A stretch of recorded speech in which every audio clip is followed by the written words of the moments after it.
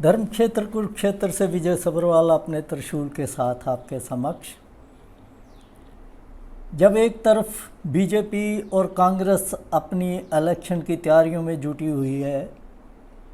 उस तरफ आम आदमी पार्टी ने अपना जो कैंपेन था वो करनाल से सोमवार को शुरू किया, जिसमें पंजाब से पाठक जी जो राज्यसभा के मेंबर हैं वो आए हुए थे और हरियाणा के ऑफिस बेयरर तकरीबन सब थे, जिसमें प्रेसिडेंट जो हैं हरियाणा आम आदमी पार्टी के सुशील गुप्ता, जिन्होंने पिछले दिनों पार्लियामेंट की इलेक्शन कुरुक्षेत्र पार्लियामेंट्री कॉन्स्टिट्यूंसी से लड़ी थी और वो जीत नहीं पाए, वो भी थे। तो उस मीटिंग में हंगामा हो गया। बाकी जो उन्होंने तय करना था वो तो बात की बात है, लेकिन आपस में ही उनके वर्कर भिड़ गए और ये हुआ तब जबकि एक उनके अपने ही किसान यूनिट के उपाध्यक्ष जो हैं उन्होंने स्टेज के ऊपर जाकर माइक पकड़ लिया और इससे पहले भी उनके द्वारा कुछ और भी लोगों ने सुशील गुप्ता जी के खिलाफ पैम्पलेट बांटे और जब वो स्टेज पे गए तो स्टेज पर जाके उन्होंने बोलना शुरू कर दिया माइक छीन के, और बताया जाता है कि उसने ये कहा कि यहाँ जो कांग्रेस के दलाल बैठे हैं पहले पार्टी से उनको निकालो। तो इतना आपस में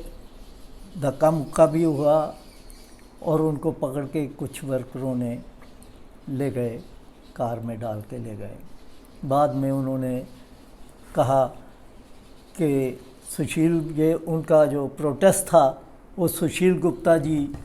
के ख़िलाफ़ था, क्योंकि उनका इल्ज़ाम ये था कि सुशील गुप्ता जी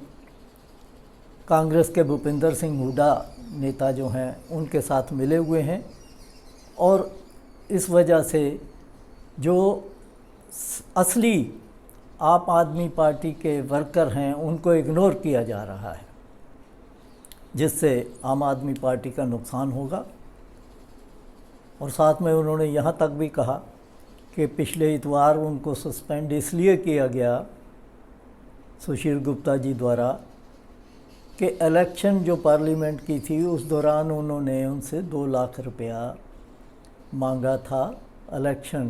फंड के तौर पे, जो कि वो नहीं दे पाए। तो तब उन्होंने कहा था कि इसके नतीजे आपको भुगतने पड़ेंगे।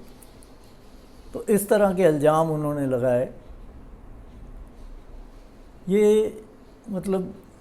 जो मैं बताना चाह रहा हूँ कि पार्टी इस उम्मीद पे आई है कि हरियाणा में अगली सरकार वो बनाएगी, क्योंकि वहाँ जो भाषण भी दिए गए वो इसी प्रकार के थे कि 10 साल तो आपने बीजेपी को देख लिया और 10 साल उससे पहले आपने भूपिंदर सिंह हुड्डा जी का राज जो कांग्रेस का था वो भी देख लिया। तो अब की बार अरविंद केजरीवाल को चांस दीजिए, हरियाणा का वो बेटा है, तो वही जो है वो हरियाणा का असली कल्याण कर पाएगा। लेकिन जिस प्रकार का वहाँ व्यवहार वर्करों ने आपस में किया, उससे नहीं लगता कि ये कोई पार्टी संगठित होकर कुछ कर पाएगी, सिवाय इसके कि जो मैं पहले से कहता आ रहा हूँ कि ये कांग्रेस के वोट काटेगी और बीजेपी को इसका सीधा बेनिफिट होगा। और बीजेपी लगता है कि एक बार फिर कांटे की टक्कर में रहेगी और इन दोनों में से कोई भी आगे निकल सकता है। अब इस समय बहुत है, साढ़े तीन 4 महीने बाकी हैं, तो इलेक्शन के नज़दीक जाकर पता लगेगा कि क्या बीजेपी की जो एंटी इनकम्बेंसी है वो कितनी कम हुई है और उधर कांग्रेस की कितनी यूनिटी बची हुई है। इन सब चीज़ों को देखते हुए ये अंदाज़ा लग पाएगा कि आप कहाँ स्टैंड करती है। तो आज इतना ही, आगे फिर एनालिसिस करेंगे। आप सबका धन्यवाद।